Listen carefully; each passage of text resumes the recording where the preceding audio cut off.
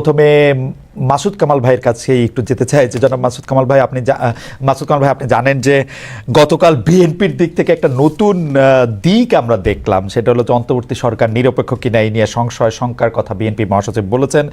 তিনি আরও বলেছেন যে বিবিসি বাংলারে দেয়া সেই সাক্ষাৎকারে তিনি আরও বলেছেন সরকার নিরপেক্ষ থাকতে না পারলে নিরপেক্ষ সরকারের প্রয়োজন হবে। তিনি আসলে কি বোঝাতে চাইছেন, কি বার্তা দিলেন তিনি অন্তর্বর্তীকালীন সরকারের কাছে? আমার একটা টেক অবশ্য আছে, সেটা আপনার টেকটা শুনে আমি হয়তো এটার মধ্যে এটা একটু বলতে চেষ্টা করব। কামাল ভাই, আপনি আমাদের যদি একটু আলোকিত করেন যে আসলে মির্জা ফখরুল ইসলাম আলমগীর কি বার্তা দিতে চাইলেন। পরে সকালে আমি এটা ডিটেল আমি পড়েছি। আমার কাছে কিন্তু ওনার কথাকে অযৌক্তিক মনে হয় নাই। উনি যেটা বলার চেষ্টা করেছেন যে যদি এই সরকার নির্বাচন পর্যন্ত নিরপেক্ষ থাকতে না পারে তাহলে নিরপেক্ষ সরকারের অধীনে ওনারা নির্বাচন চাইবেন এবং তখন নতুন সরকার গঠনের প্রশ্ন হতে উঠবে। এইগুলো আকার ইঙ্গিতে বলা হয়েছে জিনিসটা। আরেকটা জিনিস উনি বলেছেন এখানে যে কেন নিরপেক্ষ থাকতে পারবে না বলে উনি মনে করেন, সেই কথাটা আমি ওনার অন্য একটা কথা আমি পেয়েছি। সেটা কিন্তু বলেছেন যে এই সরকারের মধ্যে যারা আছেন, সরকারের যারা পার্টনার হিসেবে আছেন, তাদের কেউ কেউ তো রাজনৈতিক দল করার চেষ্টা করছেন এবং তারা রাজনীতি করবেন এবং নির্বাচনেও অংশ নেবেন বলে নানা ধরনের কথাবার্তা ওনারা শুনেছেন অথবা দেখেছেন। দেখাও যাচ্ছে, অনেকেরই দেখা যাচ্ছে তারা রাজনীতি করবেন, নির্বাচন করবেন, সে ধরনের প্রস্তুতি এলাকাতেও দেখা যাচ্ছে। মানে ওনারা যে যে এলাকার বাসিন্দা সেই এলাকার মানুষ বলা বলি করছে এবং সেখানে এই ধরনের একটা মানে আপনার বাস্তবতা বিরাজ করছে। ডক্টর ইউনূস সরকারের প্রধান আছেন বলে এই মুহূর্তে তার ক্যাবিনেটে যে 2-3 তারা যদি নির্বাচন করেন তাহলে পুরো সরকার মিলে তাদেরকে সাহায্য সহযোগিতা করবে ওই রাজনৈতিক দলকে। আমরা কি ভারতে উদাহরণ এতদিন পর্যন্ত দেই নাই? আমরা কি একটু আস্থা ডক্টর ইউনূসের উপরে রাখতে পারবো না যে উনি সরকারে থাকলেও সরকারের মধ্যে থেকে ক্যাবিনেটের 2-3 জন গিয়া ইলেকশন করলে উনি পুরা ইলেকশন প্রভাবিত হইতে দিবে, বা এই নির্বাচন কমিশন, এই আস্থা আমাদের ডক্টর ইউনূসের উপর? মির্জা ফখরুল ইসলাম আলমগীর এই আস্থা রাখলেন? মির্জা ফখরুল ইসলাম আলমগীর মির্জা ফখরুল ইসলাম আলমগীর কথা বাদ দেন, আমি আমার কথা বলি। শুনেন, ডক্টর ইউনূসকে আপনি কিভাবে বিচার করেন? ডক্টর ইউনূসকে এই দেশের মানুষ 8 তারিখের আগে পর্যন্ত যেভাবে দেখেছেন আর আজকে যেভাবে দেখছেন, আপনি দুটার মধ্যে মিল পেতে পারেন, আমি পাই না। 8 তারিখের আগে ডক্টর ইউনূস ছিল সারা দেশের মানুষের কাছে একটা আস্থার প্রতীক, উনি আমাদের অনেক কিছু করে দিবেন। আজকে তাই মনে করেন আপনি? নো, বাংলাদেশের বাস্তবতা সেটা বলে না। কামাল ভাই, আমি আপনার কাছে একটু জানতে চাই, আপনি যে বললেন ডক্টর ইউনূসকে সারা দেশের আস্থার প্রতীক মনে করেছেন, বাংলাদেশের মানুষ কোনোদিন কাউরে আস্থার প্রতীক মনে করে? যখনই তাকে যেই কাজটা দিতে চায় তখনই তো আমরা তার সমালোচনা করতে থাকি। যেই মুহূর্তে আমরা যে জীবনে গাড়ি চালায় নাই সে ড্রাইভারে কইতে থাকে এমনি চালান অমনে চালান। আমি বলতে দেন আপনাকে। জি বলেন। বাংলাদেশের মানুষ সবচেয়ে দ্রুত মানুষকে আস্থার প্রতীক মনে করে, সবচেয়ে দ্রুত। আর বাংলাদেশের মানুষ সবচেয়ে দ্রুত মানুষকে ওই জায়গা থেকে সরাই আনে। আমি এক্সাম্পল দিয়ে বলি আপনাকে, তাহলে বুঝবেন। একটা প্রবাদ আছে গ্রামে, বুঝছেন? সেই প্রবাদটা হলো, সেই মানুষটা তত বেশি ভালো যেই মানুষ সম্পর্কে আপনি যত কম জানেন। 8 তারিখের আগ পর্যন্ত রাষ্ট্রনায়ক হিসেবে, সরকার প্রধান হিসেবে ডক্টর ইউনূস কতটা ভালো কেউ জানতো না। এই জন্য উনি ছিলেন আস্থার প্রতীক। যে উনি সরকার প্রধানের দায়িত্ব নিলেন, যেই মাত্র উনি সরকার প্রধানের দায়িত্ব নিলেন, নিয়ে উনি একটা উপদেষ্টা পরিষদ গঠন করলেন। সেই উপদেষ্টা পরিষদ গঠন করার সঙ্গে সঙ্গে ওনার প্রতি অনেকের আস্থা কমতে থাকলো, তাদের মধ্যে আমিও একজন। আমি শুরু থেকেই বলেছি এই উপদেষ্টা পরিষদ দিয়ে উনি এত বড় কাজ করতে পারবেন না। আমি বলেছি ভাই, আমি আমার অভিজ্ঞতা থেকে বলেছি, এই উপদেষ্টা পরিষদে অনেককে আমি চিনি, যে জন্য আমি বলেছি পারবেন না। এবং এখন দেখেন উনি পারছেন, উনি খুব ভালো পারছেন। আপনি বাংলাদেশের যে কোনো কি জিজ্ঞাসা করে বলেন, ভাই উনি কি খুব ভালো পারছেন? দেখেন আপনি উত্তরটা কি পারছেন না। কামাল ভাই, আপনার সাথে কথা বলা খুবই ফ্যাসিনেটিং, কিন্তু আপনি যে প্রথম থেকে আমি বলতেছেন, আমি আপনার প্রায় সব শো, আপনি যত জায়গায় আমন্ত্রিত হয়ে যান, আপনার নিজের কথা যে শোটা আছে সেটা আমি প্রায় সবগুলি শো দেখে একাধিকবার দেখে আপনি আসলেই শুরু থেকে এই কথা বলে আসতেছেন যে আসলে এটা পারবে না, এই উপদেষ্টা পরিষদ দিয়ে চলবে না। এজ ইফ বাংলাদেশে কোনো মন্ত্রী পরিষদ দিয়ে জীবনে চলছিল, সব চোর বাটপার, এরা তো মন্ত্রিত্ব চালাইছে। এই আগের সরকারে আমরা দেখছি, তাদেরকে আমরা পারছি, এটা আপনি কেমনে বলবো যে এরা পারছিল? আমি কি তাদেরকে বলছি তাদেরকে আমি ভালোবেসে বলেছি? না বলেন না, কাউকে আমি ভালোবাসি না। বলেন না। আমি কি বলেছিলেন হ্যাঁ 5ই আগস্টে যে ঘটনাটা ঘটেছে এই দেশে, হ্যাঁ এটা এই দেশের জন্য একটা অভূতপূর্ব ঘটনা। যে দেশে একটা অভূতপূর্ব ঘটনা ঘটতে পারে, সে দেশে একটা অভূতপূর্ব সরকার আসবে, এই প্রত্যাশাকে আমি করবো না? আমি করেছি। আমি বলি আপনাকে, আমি অগাস্টের প্রথম দিন পর্যন্ত আমি কিন্তু প্রত্যাশা আমি করতে পারিনি, সাহস পাই নাই যে শেখ হাসিনা থাকবে না। আমি সাহস পাই নাই, কিন্তু কিন্তু যেদিন ঘটে গেছে সেই দিন আমার কাছে মনে হয়েছে আসলেই ঘটে গেছে। খেয়াল করেন কিন্তু, Right. তাহলে আমার প্রত্যাশার বাইরে একটা ঘটনা ঘটেছে। তখন তো আমি ভাবতেই পারি যে যাদের কারণে, যাদের মাধ্যমে এত বড় একটা ঘটনা ঘটতে পারলো, তাদের অংশগ্রহণে, তাদের সাপোর্টে আমরা একটা অভূতপূর্ব সরকার পাবো, রাইট। এই প্রত্যাশা আমি করবো না? অবশ্যই আমি করবেন। প্রত্যাশা করেছি। করবেন। আমি কিন্তু আগের সরকারের সঙ্গে তো তুলনাই করতে চাই না। অবশ্যই তুলনা করলে আমাদের এখানে অনেক সৎ লোক আছে, এতে কোনো সন্দেহ নাই। সততা নিয়ে তুলনা আমি করতেই পারবো না। কিন্তু আমার কথাটা হলো কি, যে এই সরকারের কাছে আমরা কি চেয়েছি? আমরা চেয়েছি আড়াইটা জিনিস, সিম্পল আড়াইটা জিনিস। আড়াইটা কি কি? 1 নম্বর চেয়েছি তারা একটা অসাধারণ নির্বাচন দেবে, যে নির্বাচনে প্রত্যেকটা মানুষের ভোটাধিকার গণনা করা হবে। 2 নম্বর চেয়েছি এই নির্বাচনের আগে ওনারা কিছু সংস্কার কর্ম করবে, যে সংস্কার কাজগুলো আরেকজন ফ্যাসিবাদ তৈরি হওয়ার থেকে আমাদেরকে রক্ষা করবে। আর অর্ধেক কাজটা হলো, যতদিন এই কাজগুলো ওনারা করবেন ততদিন ওনারা দেশটাকে চালাবেন। আর কিছু চাইনি কিন্তু রে ভাই। কিন্তু ওই অর্ধেক কাজ যেটা, ওটা শুরুর থেকেই এত ব্যর্থতার মধ্যে চলে আসলো যে বাদ বাকিগুলো সন্দেহের মধ্যে ঢুকে পড়লো। সংস্কার নামে তারা যা করলেন, এটা তো একটা লেজে গোবরের অবস্থা হয়ে গেছে সংস্কারটা। আচ্ছা কামাল ভাই, আমি আপনার কাছে আসতেছি, শুধু একটা বিচার দিয়ে রাখি যে আমরা যে সব কিছু চাপাইতেছি যে হ্যাঁ একটা অভূতপূর্ব সরকার আমরা পাইছি, এদের কাছ থেকে আমাদের অনেক কিছু চাওয়ার ছিল, তা আমাদের এখানে কোনো রোল নাই। আমরা 150টা আন্দোলন কইরা 5 মাসের মধ্যে তাদেরকে ইয়া করে তুললাম। আমরা যে কোনো জায়গায় হয় আপনি সমালোচনা করেন, নাইলে আমি সমালোচনা করি, ওরা যাইবো কই? কোন জায়গা থেকে তাদের সমালোচনা? এই কাজ করছো কেন, এইটা করো নাই কেন, এইটা করতে পারছো কেন? বিএনপি এতদিন পর্যন্ত কই আসছে, একটা মির্জা ফখরুল ইসলাম কিন্তু আমারও 1.5 মাস আগে ইন্টারভিউ দিছে, একটা মুখ দিয়ে তো বাইর করতে পারলাম না যে কবে ইলেকশন চান। হঠাৎ করে এখন কি হইলো, জুলাইতে চায় না অগাস্টে চায়, ঠান্ডা নাই বর্ষা নাই, আর হইলো কি এই সরকারই চায় না ইলেকশন করতে, এগুলি কি কথা? আমি বলবো নাকি? আপনি 2 মিনিট একটু বইলা নেন, আপনার একটু শোনা দরকার আছে। আমি যাইতেছি, বাকের আসতেছি আপনার কাছে জনাব মজুমদার, আমি আসবো একটু, জাস্ট একটু কামাল ভাইকে শুনে আসি। জি দেখেন, মির্জা ফখরুল আগে কি বলছেন, এখন কি বলছেন, এটাকে আমি ডিফেন্ড করবো না, এটা ওনার পলিটিক্স। দেখেন বিএনপি কিন্তু উনি কিন্তু বিএনপির মুখপাত্র এই দেশে, তাই না? মুখপাত্র, কাজে উনি কিন্তু বিএনপির পলিটিক্যাল কথাটাই বলবেন। বিএনপি আসলে কি চায়? তারা ক্ষমতায় যেতে চায়, simple, clear and simple. BNP ক্ষমতায় যেতে চায় এবং তারা অনেকদিন ধরে ক্ষমতার বাইরে আছে। তারা মুখে বলে আমরা ক্ষমতার মাধ্যমে দেশকে একটা অসাধারণ দেশ দিব। কি দিবে আল্লাহ মালুম আর ওনারা মালুম, আমি বলতে পারবো না, সেটা এক জিনিস। কিন্তু ওনাদের তো পলিটিক্স, উনি তো ওই কথাটাই বলবেন। ওনার কথা একটা। সমালোচনা যেটা আমরা করি, সমালোচনাটা আমরা কেন করি বলেন তো? আমি কি ইউনূস সাহেবকে নামাই যাওয়ার জন্য সমালোচনা করছি? নো, আমি চাচ্ছি যে ইউনূস সাহেব যেন ঠিক কাজটা করেন। ওকে।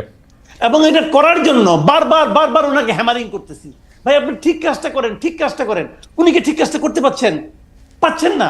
উনি কি এই আমি এটাকে বিপ্লব বলেন না গণ অভ্যুত্থান বলেন, জুলাই বিপ্লব বলি, জুলাই গণ অভ্যুত্থান, বাকি এখানে আছে, ওকেও আমি আপিল করতেছি।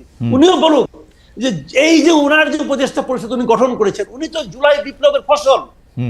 উনার এই উপদেষ্টা পরিষদ তারা কেউ কি এই জুলাই বিপ্লবের চেতনাকে ধারণ করে? কামাল ভাই আমি আপনার কাছে আসি, শুধু এইটা বলে রাখি, জুলাই বিপ্লবের চেতনা ধারণ করতে এই উপদেষ্টাদের ডিফেন্ড করার জন্য আমি বলি যে তারা যে শেখ হাসিনার লগে গিয়ে যোগ দেয় নাই, ছবি তোলে নাই, তাদের মাখনটা খায় নাই, সেইটাই হলো জুলাই আগস্টের চেতনা। এর চেয়ে বেশি চেতনা তো দরকার ছিল না। আপনি এই কথা ঠিক যে আপনি বারবার প্রশ্ন করছেন এই সরকারের বা উপদেষ্টাদের কার্যক্রম, লেজিটিমেসি, তারপরে তাদের স্পিরিট সম্পর্কে, কিন্তু আমি এই কথাটা বলতে চাইছিলাম যে আপনি উপদেষ্টাদের কথা বলছেন যে তারা কে জুলাই আগস্টের স্পিরিট আসলে কেমনে ধারণ করে। তা আমার কাছে সাধারণ একটা লিটমাসের কথা আমি বলছিলাম, যেহেতু তারা শেখ হাসিনার সুবিধার জায়গা থেকে শেখ হাসিনার সাথে তারা হাত মেলান নাই, শেখ হাসিনার ইয়াতে খপ্পরে গিয়া পড়েন নাই, বা ভালোবাসায় গিয়া পড়েন নাই, বা সেই জন্যই তো তাদেরকে বলা যেতে পারে যে তারা এই স্পিরিটের মধ্যে ছিলেন। আপনি একটু কন্টিনিউ করেন, আমি পরের প্রশ্নটা একটু করতেছি আপনাকে। এটা না, আপনার এই লজিকটা এখানে আমি মনে করি গ্রহণযোগ্য নয় এই কারণে শেখ হাসিনার সঙ্গে ছবি তুলে নেয় এমন লোকের সংখ্যাই কিন্তু বেশি। শেখ হাসিনার সঙ্গে যে তেল মারে নাই এমন লোকের সংখ্যাই এই দেশে বেশি ছিল। তো আমি বলেছি যারা তেল মারে নাই, যারা তার সঙ্গে ছবি তুলে নাই, তাদের মধ্যে যোগ্যতা, এক একটা কাজের জন্য এক একজন লোক যোগ্য হয়, সেই যোগ্য লোকটাকে যোগ্য জায়গায় বসানো হয় নাই।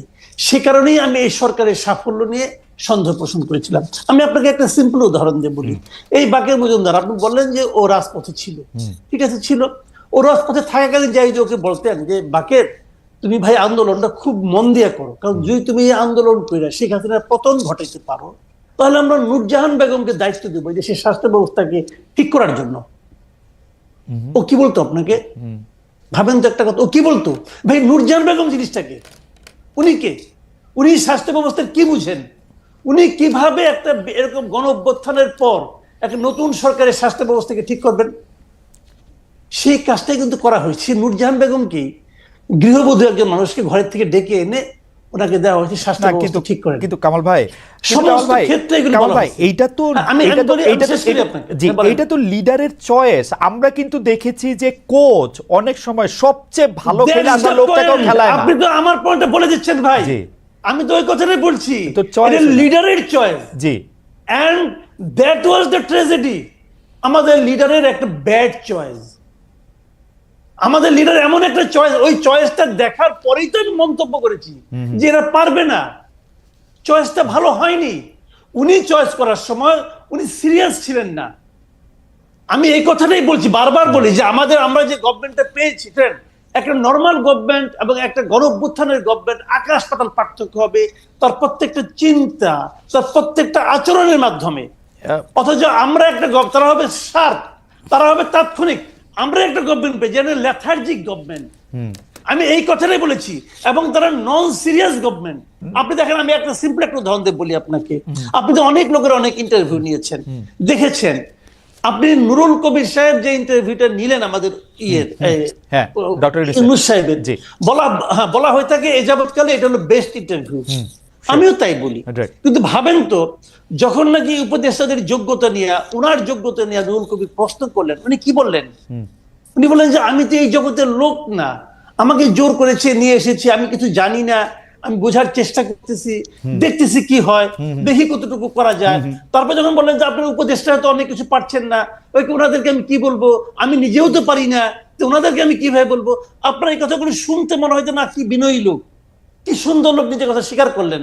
আপনি আমাকে বলেন ভাই, এটা কি ট্রায়াল এন্ড এরর ভিত্তিতে কাজ করার জায়গা? না কামাল ভাই, আমি একটু আপনার কাছ থেকে শেখার জন্যই একটু আপনার এই জায়গাটা থেকে বলি যে ডক্টর ইউনূস এটি অকপটে স্বীকার করেছেন যে তার তাড়াহুড়া ছিল, তিনি সব লোককে চেনেন না, তাকে এই লোককে নিতে হয়েছিল। কিন্তু আপনি তো আরেকটা জিনিস খেয়াল করবেন কামাল ভাই, উনাকে কিরকম জায়গায়, কিরকম একটা বাইনারির মধ্যে হাঁটতে হয়েছে। তিনি আওয়ামী লীগের লোক নিতে পারবেন না, তিনি বিএনপির লোক নিতে পারবেন না, তিনি এক্সট্রিম বাম লোক নিতে পারবেন না, তিনি এক্সট্রিম ডান লোক নিতে পারবেন না। তাকে মাঝামাঝি কিছু লোককে পছন্দ করতে হয়েছে। এর মধ্যে কিছু লোক ভালো থাকতে পারে, কিছু লোক খারাপ থাকতে পারে, কিন্তু তার ইন্টেনশন নিয়ে আমরা কেন প্রশ্ন তুলবো? আপনি দেখেন, এতগুলি কনস্ট্যান্ট যদি কামাল ভাই আপনাকেও দেই, এতগুলি কনস্ট্যান্ট আপনাকে দিলে আপনার জন্য কঠিন হবে একটু। আমি বলি আপনাকে, শুনুন, আপনি চমৎকার প্রশ্ন করেছেন। ইন্টেনশন অবশ্যই ইম্পর্টেন্ট। আপনি একটা ভালো ইন্টেনশন নিয়ে একটা খড়ের গাদায় একটা মেসের কাঠি জ্বালাই দেন, জ্বলবে না আগুনটা ভাই? জ্বলবে। ইন্টেনশনে কিন্তু আগুন নিভাবে না, রাইট? ইন্টেনশনে কিন্তু তাপ কমাবে না, রাইট? সেই তাপটা তো আমার গায়ে লাগতেছে। আপনি শুনেন, সারল্য, ভদ্রতা, নম্রতা, এটা কিন্তু যোগ্যতার বহিঃপ্রকাশ নয়। আপনি একটা যুদ্ধে নেমেছেন, ইটস এন ওয়ার। আপনি সেই যুদ্ধে আপনি পারছেন না রে ভাই। আপনি বলছেন যে আমি দেখি ট্রায়াল এন্ড এরর বেসিসে। শুনেন, আপনার সামনে দিকে তার ছিল, খোলা তার, একজন আপনাকে বললো ভাই তারটার মধ্যে কি ইলেকট্রিসিটি আছে? আপনি বলেন ঠিক আছে, হাত দিয়ে দেখি তো ইলেকট্রিসিটি আছে কিনা। আপনি কি হাত দিয়ে দেখবেন? আপনি যদি হাত দিয়ে দেখেন, যদি থাকে তাহলে এটা ধরবো না, তো ধরলে তো আপনি মরে যাবেন না ভাই। কিন্তু আপনি তো পুরো জাতিকে সঙ্গে নিয়ে হাত দিচ্ছেন। না, এটা কিন্তু ব্যক্তিগত চাওয়া পাওয়ার বিষয় না। আমি আপনাকে বলি, শুনেন, প্রত্যেকটা ক্ষেত্রে এই ঘটনাগুলো ঘটছে। তো আপনি কোন ক্ষেত্রে আপনি বলেন?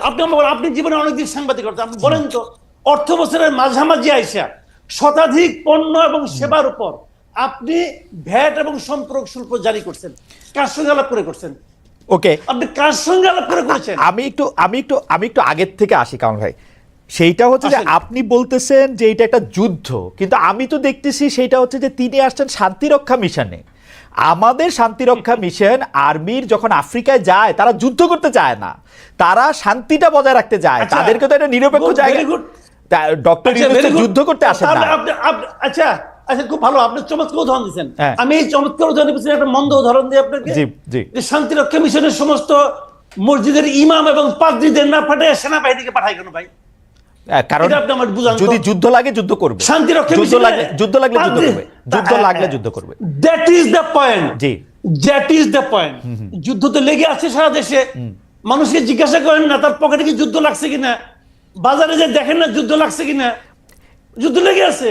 না, কিন্তু কামাল ভাই আপনি এর আগেরটা না বললে কেমনে হবে? 15 বছর আওয়ামী লীগের দুঃশাসন, তার আগ পর্যন্ত বিভিন্ন প্রতিষ্ঠান ধ্বংস হওয়া, পুরা 2024-এর এপ্রিল মাস থেকে একের পর এক আন্দোলন, নানা ধরনের বিষয়াদি, জুলাই আগস্টে কোনো কিছু কাজ না করা, এগুলি আপনি দ্রব্যমূল্যের জন্য একটুক সাফার আমরা করব না, একটুক আমরা দিব না? মানে আমি এর আগে যে দেশটাতে থাকতাম জার্মানিতে, তারা তো 15 বছর ডাস্টবিনের খাবার খায় দেশটারে ঠিক করলো। ওকে, তাহলে আপনি প্রত্যেকটা বাজারের আশেপাশে 20টা 30টা করে ডাস্টবিন রাখেন। না না আপনারা বাজার করতে পারছো না, এখান থেকে নিয়ে যাও। না না তা না তাহলে তা বলেন না। আপনি, তা না, কি কিন্তু বলবেন? কিছু আপনি বলেন, স্যাক্রিফাইস আমি আপনাকে কিছু বলি, স্যাক্রিফাইস আমরা অত করব না, দরকার নাই। কিছু স্যাক্রিফাইস আমরা করব না। কিছু কতটুকু? কিছু কতটুকু? কিছুটা কার জন্য কিছু? কার জন্য কিছু? যে বাণিজ্য মন্ত্রী দায়িত্ব নেওয়ার 1 মাসের মাথায় সয়াবিন তেলের দাম ওই সিন্ডিকেটের স্বার্থে 8 টাকা বাড়ায় দেয়, তার কিছু? নাকি যে লোক 1 লিটার তেল কিনতে যে 3 বার পকেটের টাকা গুনে, তার জন্য কিছু? আপনি কার কথা বলতেছেন রে ভাই? সাধারণ মানুষ, এই দেশের মানুষের, আপনার একজন উপদেষ্টা এই যে আলী ইমাম মজুমদার, সে বলতেছে জিনিসপত্রের দাম বেড়েছে কিন্তু মানুষের কষ্ট হবে না। ওই লোক কষ্টের কি বুঝে? আপনি আমাকে বলেন, ওই লোক সাধারণ মানুষের কষ্টের কি বুঝে? বেতন বাড়বে না, চাকরিচ্যুত হবেন আপনি, জিনিসপত্রের দাম বাড়বে কিন্তু আপনার কষ্ট হবে না। এটা কি ভাই জুয়ে আছেন, ম্যাজিক নাকি? এটা কি ম্যাজিক? ওকে, আমি কামাল ভাই, আমি কামাল ভাই আপনার রক্ত বেরোবে না কামাল ভাই আমি আপনার বক্তব্যের সাথে দ্বিমত এই পর্যায়ে করছি না, কিন্তু প্রশ্নটা করে রাখি। হ্যাঁ, না না, প্রশ্নটা আমি করে রাখি কারণ ভাই আপনার চোখে আমি বরং বাকের ফ্যান, আমি বরং আরেকটা প্রশ্ন করি। জি জি, আমি বাকের একটা কথায় আমার একটু মনে হলো এই প্রশ্নটা আমার করা দরকার। জি জি প্লিজ। খালি নাহিদের এই যে নাহিদ ইসলাম যে আপনার যে স্ট্যাটাসটা দিয়েছেন, এই স্ট্যাটাসটা আপনি তো ওনাকে পড়ে শুনাইলেন। আমি যদি এই প্রশ্নটা করি, আপনি আমার হয়ে বাকেরকেও প্রশ্নটা করতে পারেন, বাকি নিজেও জবাব দিতে পারে। আমি যদি বলি যে নাহিদ ইসলাম যে অভিযোগটা করেছে যে এটার মাধ্যমে বিএনপি 111-কে ইনভাইট করতেছে, আমি যদি বলি এই স্ট্যাটাসের মাধ্যমে নাহিদ ইসলাম হিমসেলফ 111-কে ইনভাইট করতেছে,